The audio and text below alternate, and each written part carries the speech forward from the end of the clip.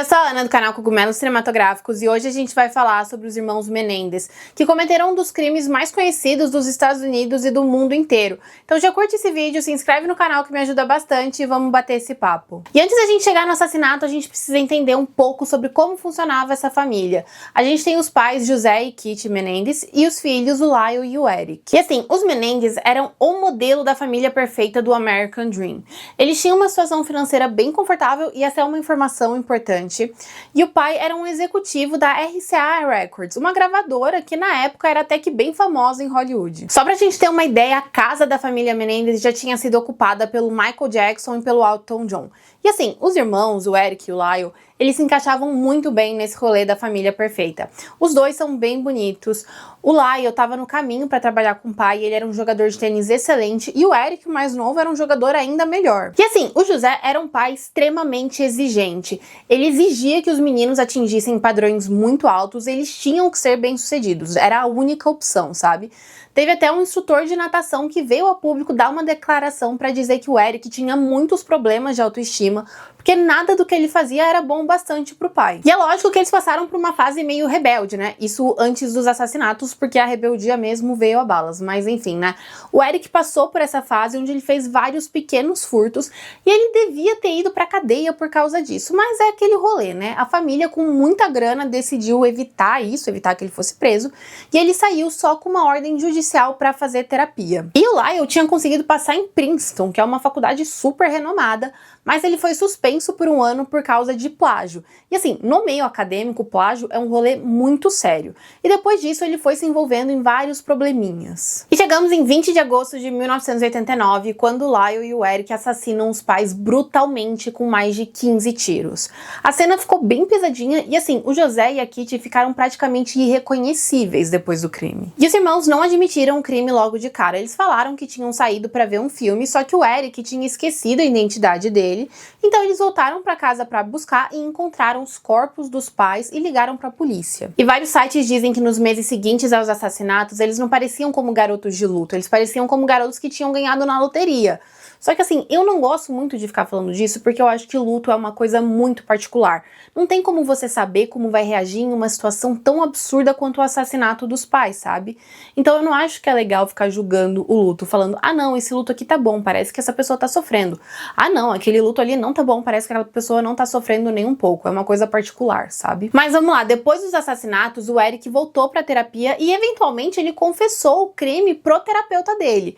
E esse terapeuta contou tudo pra parceira dele, a Judalon Smith. E as sessões continuaram e o terapeuta conseguiu convencer o Lyle a fazer algumas sessões também e ele conseguiu gravar os irmãos confessando o crime.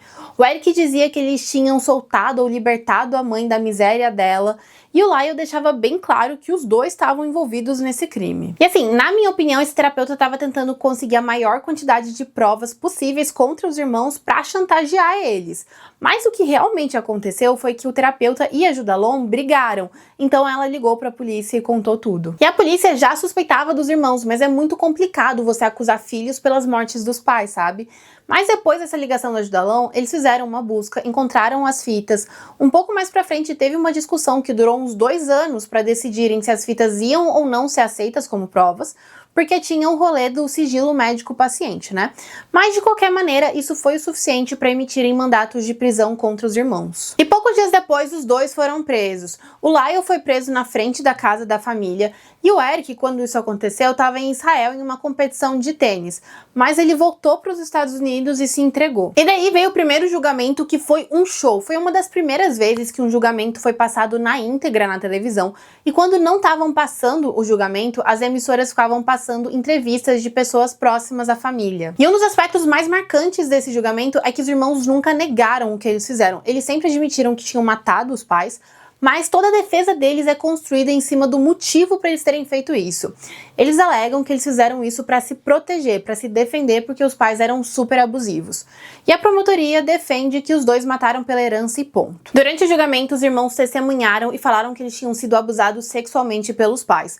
O Lyle disse que ele foi abusado até ter uns 8 anos, mais ou menos, e o Eric disse que ele foi abusado a vida inteira, e ele só contou isso pro irmão poucos dias antes do assassinato. E a história que eles contaram no julgamento é que o Lyle confrontou os pais por abusarem do Eric, e isso deixou o clima na casa muito pesado, e na noite do crime, os pais, o José e a Kitty, tinham planejado assassinar os filhos para manter o segredo da família um segredo mesmo.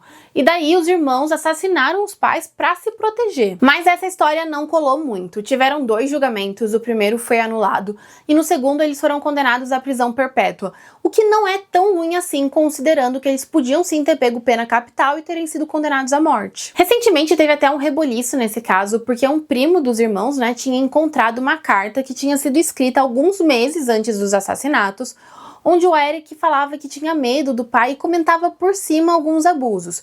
E isso seria uma prova de que os pais eram sim violentos e abusivos. E esse primo sempre apoiou muito os irmãos Menendez. Ele chegou a testemunhar no primeiro julgamento, dizendo que ele nunca tinha visto os irmãos serem abusados, mas que quando eles eram menores era muito comum que o José Menendez fosse tomar banho com os filhos e que quando isso acontecia, a Kitty não deixava ninguém chegar perto do quarto. Mas a questão é que não importa muito se os pais eram violentos ou não, porque assim, esses meninos não cresceram trancados dentro de uma casa, completamente isolados do mundo exterior. Eles tiveram uma educação muito boa, eles tiveram muitas oportunidades. Se a questão era os abusos e a violência dos pais, eles podiam sair de casa, eles tinham essa opção, era uma coisa muito viável para eles, eles não quiseram. E assim, os 2 já eram maiores de idade, então se eles saíssem de casa, ninguém ia levar eles de volta. Mas é isso, esse foi o vídeo de hoje, espero que você tenha gostado, não se esquece de curtir, se inscrever no canal e até a próxima.